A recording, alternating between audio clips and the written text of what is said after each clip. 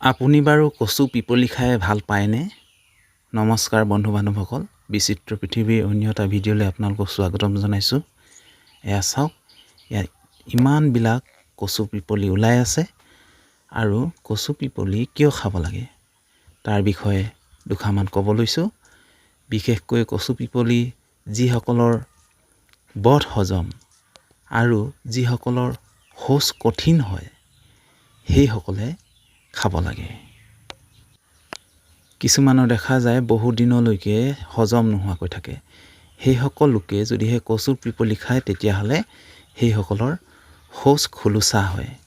ইয়াৰ লগতে যিসকলৰ চকু দৃষ্টিশক্তি কম দেখি পায় আৰু চকুৰ মণি বগা হ'ব লয়, সেইসকল লোকেও এই কচু পিপলি খাব লাগে।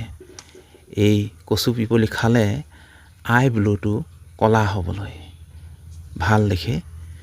আৰু যিসকলৰ অকালতে চুলি পকে আৰু চুলি সৰে, আৰু বিশেষকৈ আজিকালি সৰু সৰু ল'ৰা ছোৱালীবিলাকৰো চুলি ৰঙা পৰা দেখা যায় আৰু লগতে চুলি সৰিবলৈ লয়, সেয়েহে সেইসকল লোকেও এই কচু পিপলি খাব লাগে।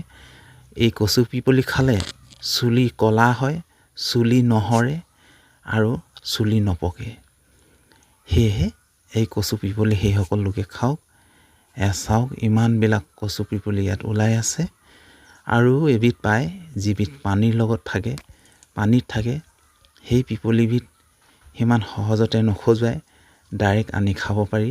এইবিধ যদিহে বামত পায় আপোনালোকে এইবিধো খাব পাৰি, কিন্তু এদিনমান ৰ'দত শুকাবলৈ দিব লাগে, তেতিয়া ভাল হয়। আৰু ইয়াৰ লগতে আপোনালোকে যিকোনো ধৰণৰ এবিধ টেঙা দিব লাগে। টেঙা আপুনি কেৱল ঔটেঙা দিব লাগিব সেইটো কথা নহয়, ঔটেঙাৰ পালেতো ভালেই কথা।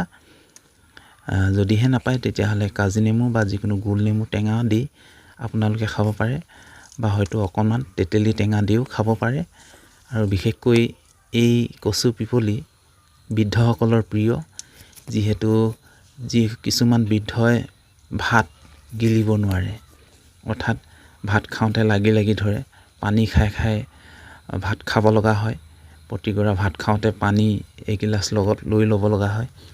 সেইসকল লোকে এনেকুৱা এই কচু পিপলি পালে বহুত ভাল পায় আৰু সেইসকল লোকক এই কচু পিপলি শাক বনাই খুৱাব লাগে।